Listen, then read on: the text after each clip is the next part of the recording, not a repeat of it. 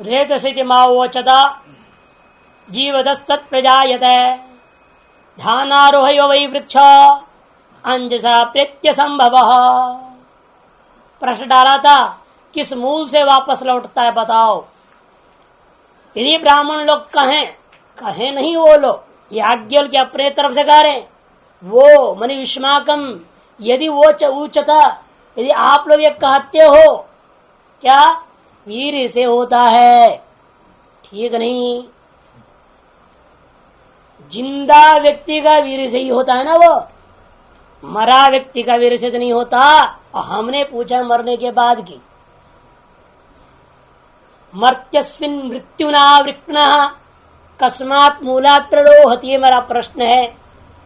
मरने के बाद किससे लौटता है? वो तो जीते से जीते का आ रहे की बात तुम कह रहे हो। ये जीवतस्तत् प्रजायते, वह भी जीवित पुरुष के वीर से तो उत्पन्न होता है। धानारोह वही वृक्ष, जैसे बीज से वृक्ष उत्पन्न हो जाता है। अंजसा प्रेत्य संभव, फिर भी उस वृक्ष का नष्ट भी कर दो, बीज बना हुआ है तो बीज से उत्पन्न हो जाता है। बीज भी नष्ट कर दिया तो दोबारा वो पेड़ नहीं हो सकता। लेकिन मनुष्य वीर्य को नष्ट कर दिया, मतलब क्या, शरीर मर गया। मरा हुआ आदमी का वीर्य होता है? नहीं होता है ना।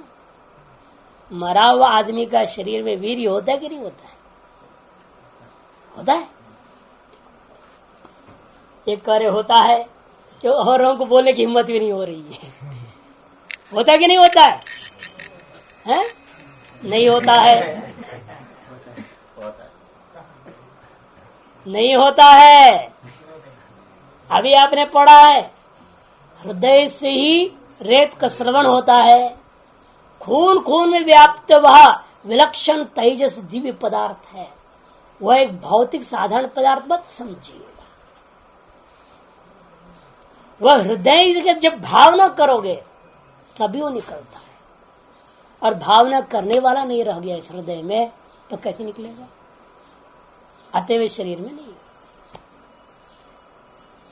इन भौतिक कण जो आ रहे हैं बाहर, जिसको सेमेन कहते हैं, शुक्र कहते हैं, जो आप देख रहे भौतिक पदार्थ बाहर आता हुआ देखते हैं, वो भौतिक पदार्थ ही नहीं है केवल।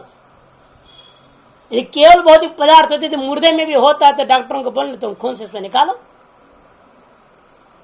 खून तो है, शरीर है, मांस है, हड्डी है, सब है, इससे वीर्य को निकाल दीजिए, नहीं निकाल सकता। कोई डॉक्टर, कोई जो विज्ञान की कोई प्रक्रिया नहीं है एक मुर्दा से वीर्य निकालने का। निकल नहीं सकता क्योंकि वह भौतिक कण भले विद्यमान हो, लेकिन वह तेजस दिव्य पदार्थ से असंबद्ध होने के नाते वीर्य ही नहीं है। वो केवल पृथ्वी जल तेज वायु है। वीर्य कब उसका संज्ञा पड़ेगा? जब उत्पादन शक्ति उसके अंदर हो। नहीं तो पंचभूत है, झाड़ मां से पंचभूत है, वो भी पंचभूतात्मक वस्तु है। लेकिन उसका एक विशेष संज्ञा आपने क्यों दिया? क्योंकि उसमें आपने अपना संकल्प से एक दिव्य तेजस पदार्थ को जोड़ा है, जिसके कारण से उसमें जो है पुत्र उत्पत्ति या पुत्री उत्पत्ति की क्षमता उसके अंदर आ जाती है। और वह जीवित पुरुष का हृदय में जब संकल्प होता तभी होता है, मृत पुरुष का हृदय से नहीं हो सकता। आते हुए मृत पुरुष के हृदय में जो वीर्य आप समझ रहे हो वो केवल भौतिक पदार्थ है, वास्तव में वीर्य नहीं है। स्थूल तत्व केवल वीर्य नहीं है। इसलिए भाषा यहां पर मूल मंत्र में आया जीवत तत्व जायते धानारोह वही वृक्ष अंजसा प्रत्य संभव थी। भाष्य यदि चेत एवं वद था, यदि चेत है ना, इसलिए कहा यदि आप लोग ऐसा कहोगे, क्या जवाब में रेतस प्ररोहति इति, उसका नहीं हुआ भाष्य। अच्छा चलो उसका भी भाष्य कर लीजिए पूर्व मंत्र का। यदि यदि वृक्षो वृक्ण छिन्नो, वृक्ण मने छिन्न, मैंने उसकी शाखा वाखा तोड़ दिया, आपने काट दी, जड़ से नहीं उखाड़ा है, अभी नीचे से भी नहीं काटा है, केवल एक शाखा काट दी। शाखा से काटने से वृक्ष नहीं मर जाता, लेकिन अब तना से काट दो नीचे से जड़ है, तना से काट दीजिए तो वृक्ष तो मर गया, लेकिन उसका बीज है, जड़ भी है, उसमें से कहीं छोटा मोटा कुछ न कुछ निकलेगा। जड़ से भी उखाड़ दो, यदि बीज रखा है उसका तो बीज से फिर हो जाएगा वृक्ष, है या नहीं। यदि अलग स्थिति में स्टेप बाय स्टेप उठा दे ले, पहले केवल शाखा का काटना। ये वृक्षो वृक्नो, वृक्ण छिन्नो रोहती मैंने पुनः रोहती त्यर्थ प्रादुर्भवती, पुनः वो आ जाता है। मूलात पुनर्नवतर पूर्वस्माद अभिनवतर, क्योंकि मूल विद्यमान है ना, इसे उस मूल से पुनः एक नया जो है शाखा निकल आएगा, पूर्व की अपेक्षा से अभिनव शाखा उत्पन्न हो जाता है। यदि एतस्माद् विशेषणात् प्राग वनस्पते पुरुषस्य च सर्वं समानम अवगतम, इस विशेषण से पहले जो कुछ बात कही गई थी वो वनस्पति और पुरुष इन दोनों के बीच लगभग समान है। यहाँ के थोड़ा अंतर होता है। पूरा हाथी काट दीजिए दोबारा आ जाएगा, थोड़ा कट उठ गया तो मलहम लगा दीजिए, हो जाता है। हड्डी टूट गई, जोड़ दिया आपने भीतर, लेकिन काट के निकाल दो, अब ये शाखा आएगी क्या? नहीं आती। यहां भी वनस्पति और पुरुष में थोड़ा अंतर होता है, इसलिए कहते एतस्माद् विशेषणात् प्राक्, इस विशेषण से पहले तक जो भी बात कही गई है वह वनस्पति और पुरुष दोनों का सर्वम समानम समानम अवगतम, सब कुछ सामान्य करके निश्चय किया गया। अयंतु वनस्पतो विशेषो दृश्यते, यह छिन्नस्य पुनः प्ररोहण, ये विशेषता एक अलग है जो वनस्पति के अंदर छिन्न शाखा होने के बावजूद भी पुनः उसका प्ररोहण हो जाता है। न तो पुरुषस्य मृत्युना वृक्षस्य वृक्षस्य पुनः प्ररोहणम दृश्यते, और वह पुरुष का कोई शाखा की मृत्यु हो जाए या शरीर का मृत्यु हो जाए, इस प्रकार से छेदन हो गया वो उस व्यक्ति का, पुनः जन्मता हुआ नहीं देखा गया। उसी शरीर में आएगा क्या वो?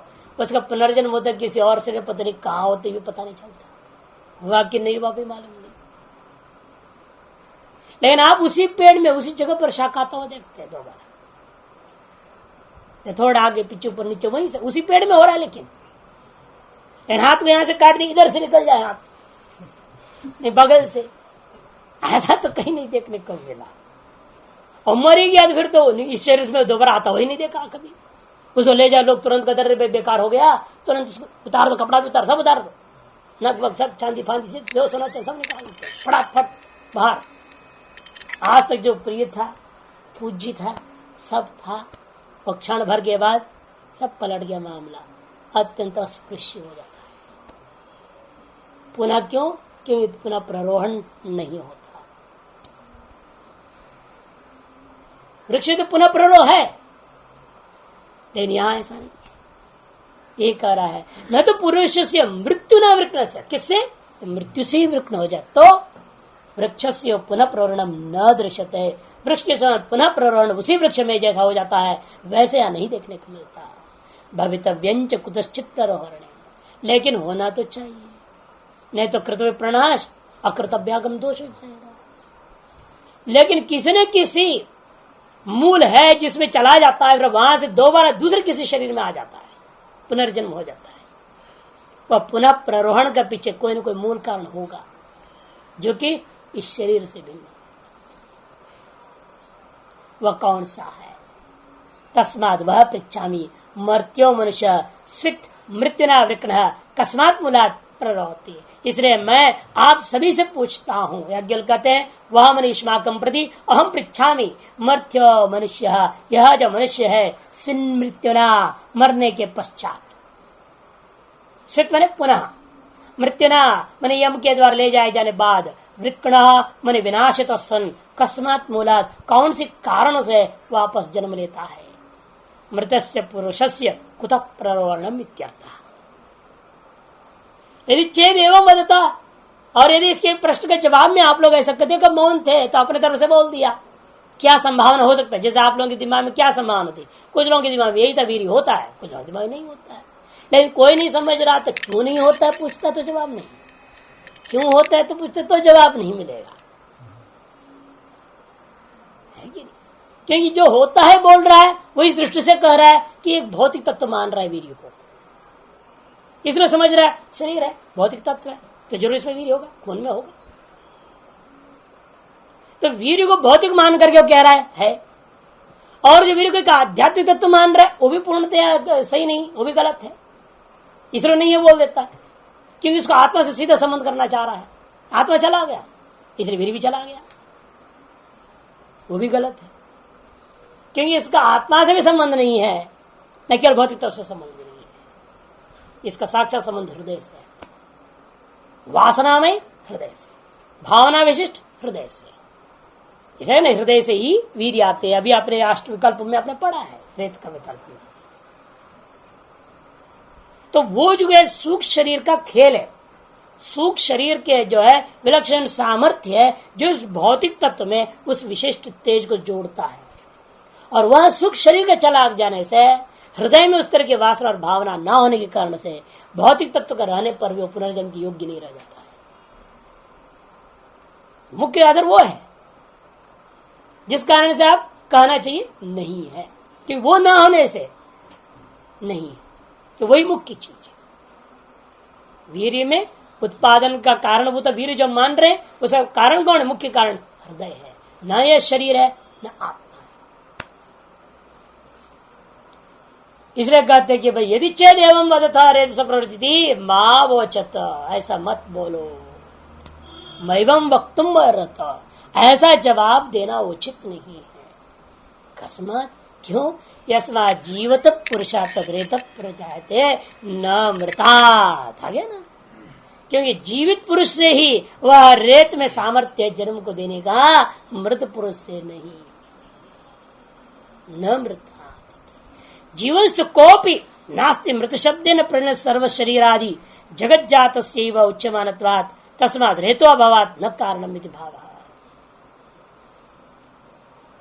टिप्पण में स्पष्ट है, जीवस्तु कोपि नास्ति मृत शब्देन प्रणीन सर्व शरीरादि जगत जातस्यैव उच्यमानत्वात्। या मृत शब्द से क्या लेना कि बल्कि पूरा ही ले लो, प्रलीन सर्व शरीर आदि जगत, प्रलय काल में कई प्रश्न तक घटाओ, सारा शरीर ही खत्म, प्रलय हो गया, फिर दोबारा मनुष्य कहां से? पूर्ण प्रलय के बाद कहां था ये, कैसे आ गया? संसारी नहीं था। देख दृष्टांत के लिए पहले जीव शरीर को ले लिया, लेकिन इसको मृत्युना वृकना के तात्पर्य संसार ही उच्छेद हो गया, महाप्रलय हो गया। उसके दोबारा जब सृष्टि होती है कैसे होती, किससे हो रही है, वह मूल कारण कौन है? ये प्रश्न का आशय है।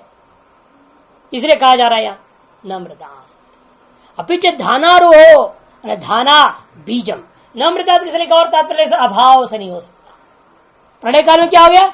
सर्व जगत का अभाव है, अभाव से पुनः जगत उत्पत्ति हुई, ये नहीं कर सकते। यथा नहीं आए कहा गया जगत का प्राग भाव, लेकिन उनको भी कहना प्राग भाव कहा था, पूछो घट का प्रभाव कहाँ था? मृतिका में। तो जगत के प्रभाव कहाँ है? जहां है वहीं से पैदा हुआ, समझो। कहना पड़ेगा ना उनको, अधिष्ठान के ना प्राग भाव से उत्पत्ति मान ही नहीं सकते। वो भी घट प्राग भाव से घट की उत्पत्ति मान रहे हैं, अभाव से उत्पत्ति मानते तो हैं, इस अभाव का अधिष्ठान से उत्पत्ति है वास्तव में, क्योंकि घट प्राग भाव कहाँ है? वो मृतिका में है ना। घट प्राग भाव कहाँ देख रहे हैं? मृतिका में देख रहे हैं। इसे घट प्राग भाव का अधिष्ठान मृतिका से घट उत्पन्न हो रहा है, उसको भ्रांति से कहते घट प्राग भाव से उत्पन्न हो रहा है। अतएव जगत के प्राग से जगत उत्पत्ति जो कहते हैं उनसे यही पूछना पड़ेगा, फिर जगत प्राग भाव का भी अधिष्ठान कौन है जिसमें तुम जगत प्राग भाव देख रहे हो? जिसमें किंचित व्यापार तुम करोगे या तुम्हारा ईश्वर करेगा और उससे जगत को पैदा करेगा, उनको भी जवाब देना पड़ता है। परमाणु, परमाणुओं में जगत प्राग भाव था, वह ईश्वर नित्य है, उसने उसको जोड़ा, दो परमाणु को जोड़ा, फिर दो को जोड़ा, जोड़ते जोड़ते बना लिया, दोनों पर त्रिसरण बनाते हुए जगत को खड़ा कर दिया। उनको एक परमाणु को नित्य मानना पड़ा, ईश्वर को भी नित्य मानना पड़ा, नहीं तो काम चलेगा नहीं। प्रागभाव को भी अनादिकाल से नित्य मानना पड़ेगा, अनेक नित्य मान की व्यवस्था देना पड़ रहा है।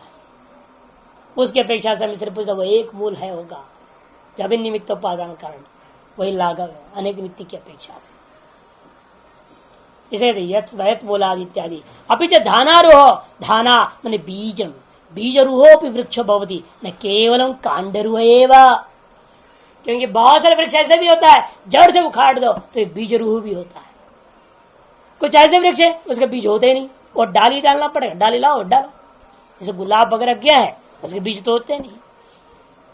ऐसे बहुत सारी चीजें हैं जिसके बीज नहीं होते, कांड से ही होता है, मैंने एक डाली का टुकड़ा से होता है। इसलिए आप ये न कहिए कि भैया वनस्पति कह दिया तो जड़ से उछा उखाड़ दे तो भी तो फिर कैसे हो गया, हमने शाखा तो डाला नहीं, हम तो बीज डाले थे। इसलिए भाष्यकार कहते हैं यहाँ मंत्रकार ने भी लिया धानारोही वही, केवल कांडरोही नहीं लेना, धानारोह भी ले लेना। इसलिए अगले मंत्र में धाना सहित वृक्ष विच्छेद कर दो, तब ये प्रश्न उठेगा। पीछे धानारोह, धाना मने बीजम, बीजरोह वृक्ष भवति न केवलं कांडरोह एव। इव शब्दों अनर्थक, इव शब्द या तात्पर्य में नहीं है। वही वृक्ष अंजसा साक्षात प्रेत्य मृत्वा संभव धाना तोपी, वृक्ष जो अनायास ही साक्षात आप देख रहे हैं एक वृक्ष को नष्ट कर दिया, लेकिन फिर भी वह धाना तोपी प्रेत्य संभव भवेत अंजसा पुनर्वनस्पति है। वनस्पति का पुनः अनायास ही उत्पत्ति हो सकती है, लेकिन उसका बीज अभी बना हुआ है। यत् समूलम आवृहेयो वृक्ष न पुनरा भवेत् मर्त्यस्मिन् मृत्युना वृक्णः कस्मात् मूलात् रोहति। पुनः वही प्रश्न रखा, लेकिन वो जड़ सहित नहीं, अब बीज सहित भी मानव वृक्ष को खत्म कर दीजिए, तब क्या होगा? वह बीज ही नहीं रह गया। ऐसे अनेकों पेड़ पौधे आज उपलब्ध बनी नहीं, जो उसका वर्णन शास्त्रों में आता है। अनेक फूल है, अनेक फल है, जिसका पता ही नहीं। कई चीज विद्यमान है वह नामांतरण हो गया है और पहचान ही नहीं। तो ऐसा हुआ है कि नहीं हुआ? कहीं तो बीज ही नहीं, उसका खत्म मामला, उसका दोबारा उत्पत्ति नहीं हो सकती है। लेकिन सर्व शरीर पूरा जगत भी मिटा दो फिर भी आ जाता जगत, ये कैसे आ? ये कहीं ना कहीं रहता है, इसका मतलब तो बताओ कौन से मूल में रहता है? मर्त्यस्मिन् ऋतुना वृक्णः, पुनः उसी शब्दावली पहले वेष्टि में घटा के अब पूरा समष्टि में ले जाए, पूरा जगत ही खत्म हो जाए, फिर जब जगत दोबारा आता है तो कौन सा मूल कारण से आता है बताओ? ये ब्रह्म से, जगत का जन्मादि जो है ब्रह्म से है ना। यदि यह मूले न धानया, यह मने मूले न, इस दृष्टांत में सह मूले न धानया, मूले में धाना सहित, धाना ने बीज सहित, वा मैंने अवश्य ही आवृहेयु, वही अर्थ में है। आवृहेयु थे आवादेश वह कलोप हो गया, वही निश्चित रूपेण बीज सहित ही आपने उखाड़ दिया, खत्म कर दिया। उद्यच्छे हो उत्पाटये हो वृक्षम, इस संसार से एक जाति वृक्ष को खत्म कर डालो बीज से, तब क्या होगा? न पुनरा भवेत, पुनरागत्य न भवेत, पुनरा करके वह प्ररोहण हो जाए, ऐसा देखने को नहीं मिलता। एवं जगदपि यदि सकारणम सम्यक बोध बाधितम न, यदि यह जगत भी कारण सहित अज्ञान सहित सम्यक ज्ञान कर बाधित नहीं है तो तरी भूयो भवत्येव, फिर तो बार बार इसका जन्म होगा। यदा तो अबाधितम तथा कारणम अस्य आवश्यकम, क्योंकि जब तक ये अबाधित है तब तक जरूर इसका कोई न कोई कारण होगा। वह कौन सा कारण, वही हम पूछ रहे हैं, जिस कारण में भाषित हो रहा है अज्ञानवशात। इसका बाधित होने का मतलब क्या? इसका कारण कौन है? अज्ञान। उस अज्ञान को भी बाधित हुए बिना जिस मूल कारण में अज्ञान इन सारी चीजों को दिखा रही है, वह हमें जाने बिना अज्ञान का बाध नहीं हो सकता। और जब अज्ञान का बाध नहीं हुआ उसे कोई न कोई अधिष्ठान रूप मूल कारण मानना पड़ेगा, जहां पर यह अज्ञान सारा चमत्कार दिखा रहा है, जगत को दिखा रहा है, बारंबार मिटा भी देता है, पूरा मिटा देता है अज्ञान।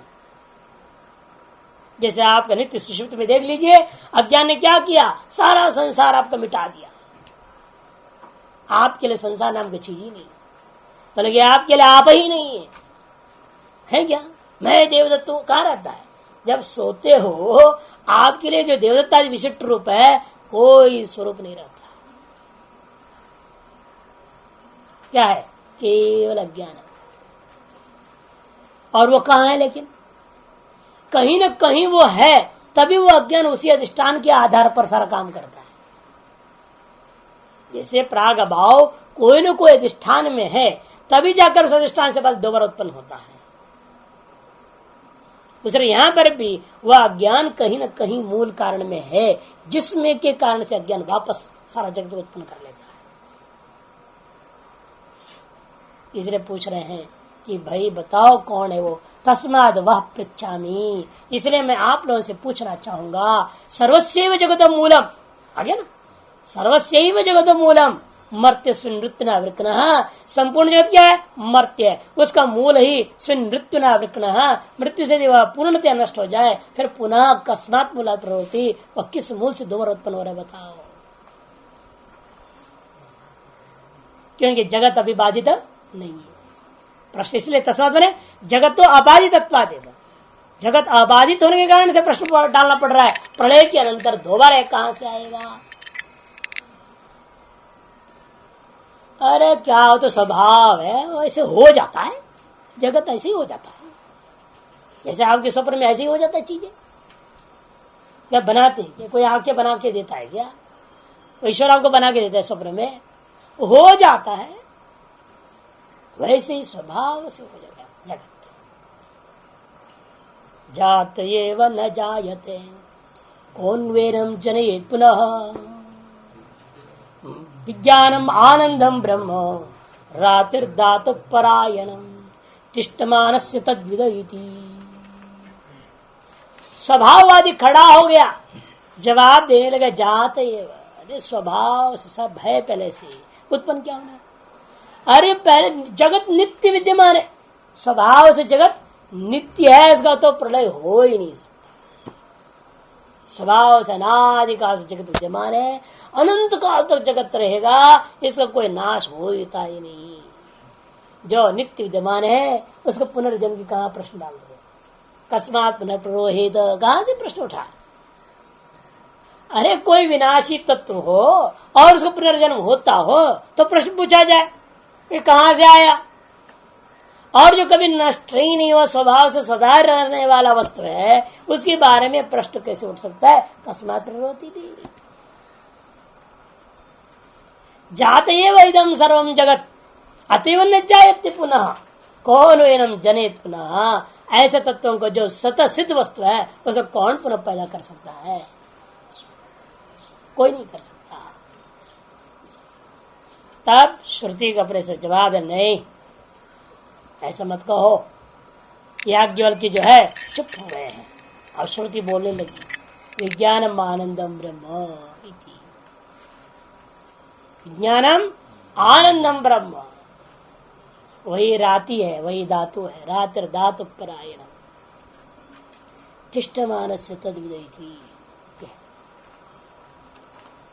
अच्छा, विज्ञान आनंद स्वरूप ब्रह्म ही है, विज्ञान स्वरूप ब्रह्म है, आनंद स्वरूप ब्रह्म है, वही मूल कारण है जहां से सारा वापस उठाते। अबाधित जगत अधिष्ठान में तब ब्रह्म ही विद्यमान रहता है विद्या में, अविद्या सहित ये समस्त जगत उस अधिष्ठान तब ब्रह्म ही परिकल्पित रहता है। और वहीं से वापस वह विद्या उसी अधिष्ठान पद चेतन को लेकर के ही, उसी में अधिष्ठित होकर के ही समस्त जगत को प्रकट कर देता है। अतः स्वभावत जगत है कहना बिल्कुल गलत है। स्वभावत यदि कोई चीज है वह केवल विज्ञान रूप आनंद रूप ब्रह्म है। वह स्वयं धन का देने वाला है, वह राति है, रही दाने, वही धातु है, अर्थात कर्म करते यजमान को कर्म परम फल जो कर्म का फल है उनको देने वाला वही ईश्वर है, वही परायण है, वही परम गति है। तिष्ठमानस्य चतुर्विदः, ब्रह्म ज्ञानियों का वह परम आश्रय है। इति इस प्रकार से आपका तृतीय अध्याय परिषदानुसारेण और आरण्य के अनुसार पंचम अध्याय पूरा हो जाता है। इसका लेकिन भाष्य देखिए, जाते वैति मन्यध्वम यदि किमत्र पृष्ठभूमिति, यदि जाते हुए मन्यध्वम, यदि कहोगे तो स्वभाव से अनादिकाल से पैदा हुआ सिद्ध वस्तु है भाई, तो उत्पन्न कहां से होना है? जात एव मन अस्तु मृता स पुनर्नैव जायते जातत्वादेव। अरे मरने के पुनर् उत्पन्न नहीं होता है कह रहे हो, किसे उत्पन्न होता है ऐसे पूछ रहे हो, ये प्रश्न ही नहीं बन सकता। क्यों? जातत्वादेव। अरे वो तो सिद्ध वस्तु है, ये जगत कैसा है? स्वतः सिद्ध है, स्वाभाविक है, अनादिकाल से है ये तो। हाँ, जो उत्पन्न होने वाला होता तो आप पूछ भी सकते हैं, जन्यमानश्चेत तरी कस्मात जन्म, ये प्रश्न हो सकता है। ये उत्पन्न होने वाला वस्तु हो उसके बारे में तो आपका प्रश्न बनेगा। जो उत्पन्न अनादिकाल से स्वतः सिद्ध है, स्वभावतः ही विद्यमान है, उस जगत के बारे में तो प्रश्न ही तुम पूछ नहीं सकते। कि मात्र प्रश्न में क्या यहाँ पूछने को रह जाता है? अर्थात कुछ भी पूछने को नहीं रह जाता है। जनिष्य मानसी संभव प्रष्टव्य न जातस्ययम्, तो जाता ही है कि जनिष्यमान वस्तु जो होता है, उत्पन्न होने वाला वस्तु होता है, वो उसके बारे में पूछा जाए, भाई किससे उत्पन्न हो रहा है ये, इसे क्या उपादान कारण है, क्या निमित्त कारण है, क्या जो है उसके जो असमवाय कारण है, सब पूछा जाए। जनिष्यमानस्य ही संभव प्रष्टव्य, उसी के जन्म के बारे में पूछना चाहिए। न जातस्य, जात वस्तु के बारे में प्रश्न नहीं डाले जा सकते। अयंतु जाते है, और ये जगत तो जाते उत्पन्न है, सदा नित्य है। अयंतु मैंने पुमास्तु जातत्वादेव अतो अस्मिन् विषय प्रश्न एवं नोपपद्यते इति चेत, इसलिए इस विषय में तो प्रश्न करना ही अनुचित है। जात जगत के विषय में, नित्य जगत विषय में यह प्रश्न पूछना है उचित नहीं। यदि चेत न, अब यहां लाओ जातस्य ध्रुव मृत्यु ध्रुवम जन्म मृतस्य, क्योंकि आपने जाते वो कहा ना, जो जन्म है जात है वो फिर स्वतः सिद्ध और स्वाभाविक नहीं हो सकता, क्योंकि श्रुति स्मृति कहती है जातस्य ही ध्रुव मृत्यु, ध्रुवम जन्म पुनः मृत्यु। मृत है उसका अवश्य जो जन्म होगा। अतः मेरा प्रश्न जात पक्ष में भी उचित ही है। यदि जात है मान रहे हो तब भी प्रश्न उचित है कि जात का ध्रुव मृत्यु है, अतः उसका पुनर्जन्म किया, प्रश्न उचित है, अनुचित। तो फिर यदि प्रश्न उचित है, इसका जवाब क्या? किस मूल कारण से आया ये? किसी का भी पास जवाब नहीं था, प्रश्न डालकर याज्ञ भी मौन हो गए। जवाब दो, आप लोग सोच करके जवाब क्यों नहीं दे रहे हैं? दे भी नहीं सकते, बोल भी नहीं सकते उस विषय में। इसलिए जो है वो तो उनका लक्ष्य भी क्या था? इस ब्राह्मण कार्य में क्या कहा गया था? जो ब्राह्मण धन है उसको अब ब्राह्मणों को जीते बिना ले नहीं जा सकते। जिसके प्रश्न का जवाब नहीं आया, अनुत्तरत्व पे निग्रस्थान को वो लोग प्राप्त कर गए। अत याज्ञवल्क्य का विजय हो गया। अत ब्राह्मण ग्रहण करेगा, अधिकार उसका है, अत उसको लेके चला बात खत्म। लेकिन श्रुति सोचती है ये प्रश्न यूं छोड़ देंगे, और ब्राह्मणों ने भी पूछने की हिम्मत नहीं की, इसका जवाब आप ही दे दीजिए। जल पड़े आप तो जयराम जी बोल दिया नमो नारायण करके चल दिए, तो बात ठीक नहीं, प्रश्न हल करके। ये श्रुति अनुकंपा करती है। किंतरी न हो गया ना चेत न, ऐसा नहीं शंका करना। क्यों? किंतरी मृत पुनरपि जायत एव, जो मृत है, जो जात है, वो मृत्यु को प्राप्त करता है, और जो मृत है उसको पुनर्जन्म जरूर होता है। अन्यथा यदि नहीं मानोगे तो अकृत अभ्यागम कृत विप्रणाश दोष प्रसुप्त हो जाएगा। अतो वह पृच्छामि कौन वे मृतम पुनर्जनिति, इसलिए मैं पूछता हूँ जातवाद पक्ष में भी उस जात का नृत्य निश्चित रूप में मृत्यु होता है, और उस मृत का पुनर्जन्म किससे होता है मैं इसलिए पूछता हूँ।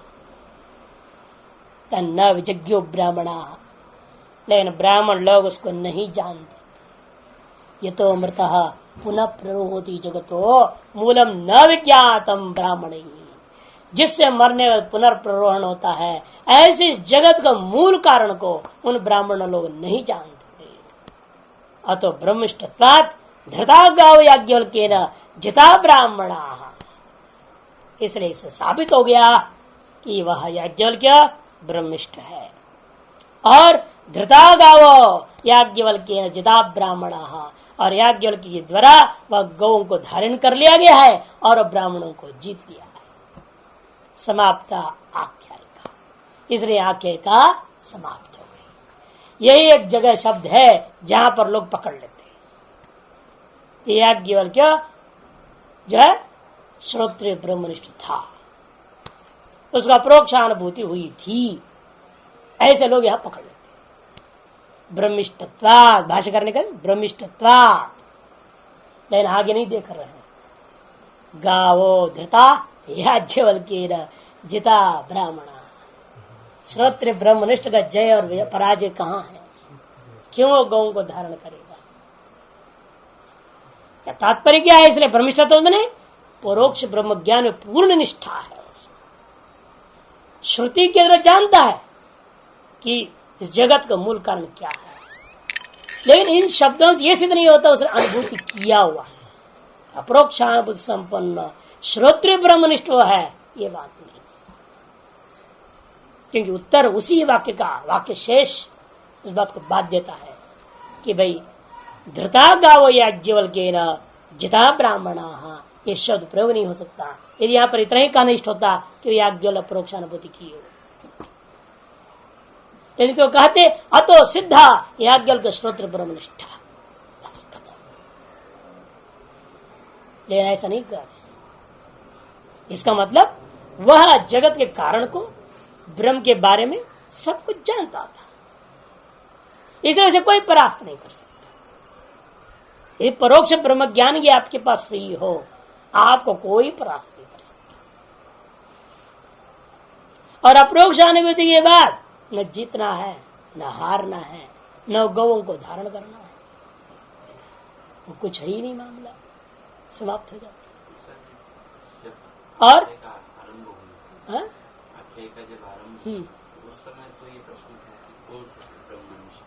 हाँ, ब्रह्मिष्ठ के तात्पर्य अप्रोक्षानुभूति नहीं, सारा प्रसंग ही, इसलिए उपासना सारी चीज आई है यहाँ। नहीं तो उपासना को लाने की जरूरत क्या? इतनी बात क्यों उठती? शुरू कहां से कर रहे? कर्म से, इसीलिए